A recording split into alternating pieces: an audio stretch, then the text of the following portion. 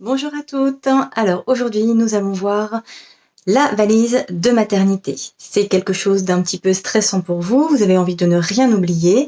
Et en plus, en période de confinement, ça peut être un petit peu plus compliqué parce que vous n'aurez pas forcément votre mari à vos côtés pour pouvoir vous amener certaines choses. Il va donc falloir être très précise et avoir vraiment l'essentiel dans un petit sac que vous allez emmener avec vous. On fait le point pour pouvoir savoir quoi prendre et surtout ne rien oublier. Alors, vous allez avoir besoin, déjà pour commencer, d'un sac. Un sac type sac week-end, d'accord. Imperméabilisé pour pouvoir le nettoyer avant d'aller à la maternité et aussi quand vous rentrerez de la maternité. À l'intérieur de ce sac, prévoyez tous vos papiers administratifs. Votre dossier de grossesse, les résultats d'examen, d'échographie, votre carte de groupe, votre carte vitale, votre carte de mutuelle, votre livret de famille. Comme ça, tout sera au même endroit et ça permettra à la sage-femme, à l'auxiliaire de puériculture de pouvoir tout prendre facilement. Vous mettrez aussi dans une petite trousse à part pour que ce soit plus facile à retrouver, des petites choses pour que la vie soit plus facile en salle de naissance. Éventuellement, on va pouvoir penser à attacher nos cheveux. Ça peut être une petite pince, un élastique, ou aussi un bandeau si jamais vous avez les cheveux courts. C'est toujours désagréable d'avoir les cheveux qui viennent dans le visage. En plus, on a chaud quand on accouche, donc il faut vraiment être libéré et ne pas se sentir embêté par ses cheveux. Et je vais vous donner un petit détail tout pratique, mais c'est vrai que c'est plus sympa aussi après l'accouchement, quand on est prise en photo, d'avoir les cheveux attachés plutôt que les cheveux un peu comme ça dans tous les sens.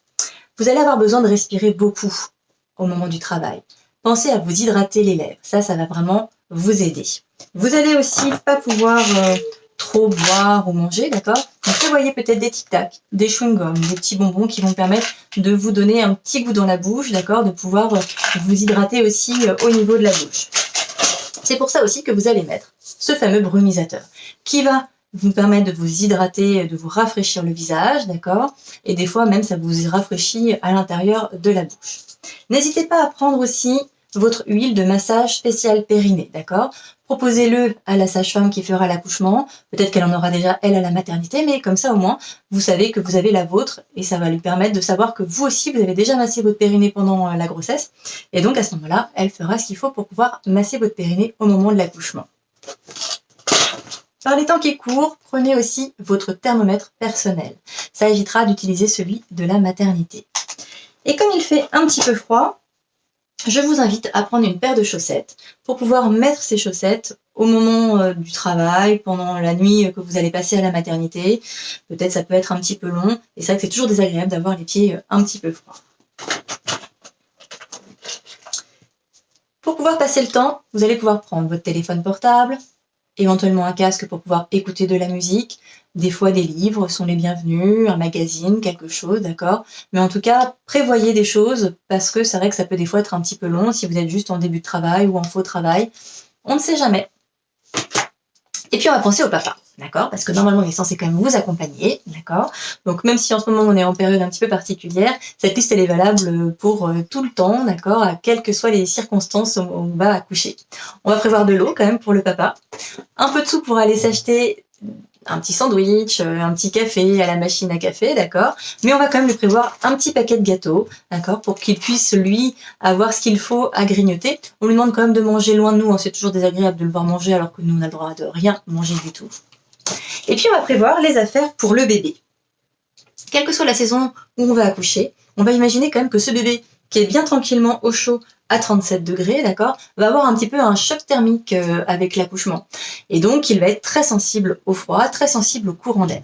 Donc, vous allez prendre que des vêtements qui vont lui permettre de tenir chaud. En plus, nous, on aime bien prendre tous les petits vêtements et les mettre au chaud sous la rampe chauffante pour pouvoir permettre de mettre à la naissance des petits vêtements qui seront bien chauds.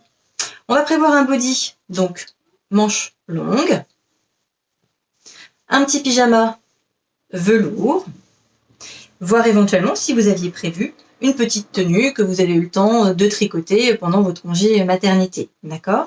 Avec un petit bonnet, avec des petits chaussons, d'accord? C'est quand même très pratique. Des fois, les pyjamas, ils sont un petit peu grands pour les bébés. Donc du coup, les petits chaussons, ça permet de bien tenir les pyjamas, ou alors une petite paire de chaussettes. On va prévoir aussi un petit gilet pour mettre par-dessus, ou des fois on le met même en dessous quand le pyjama est éventuellement un petit peu trop grand. Et aussi un petit bonnet. Souvenez-vous, on perd beaucoup, enfin les bébés perdent beaucoup de chaleur par la tête. Par rapport à la taille des vêtements pour votre bébé, ça va dépendre de ce qu'on vous aura dit éventuellement à la dernière échographie. Normalement, un bébé qui fait à peu près jusqu'à 3,5 kg va pouvoir porter du naissance. Si on est au-delà de 3,5 kg, eh bien, peut-être que vous allez pouvoir passer à du 1 mois. Donc ça, il va falloir que vous revoyiez en fonction de la dernière échographie.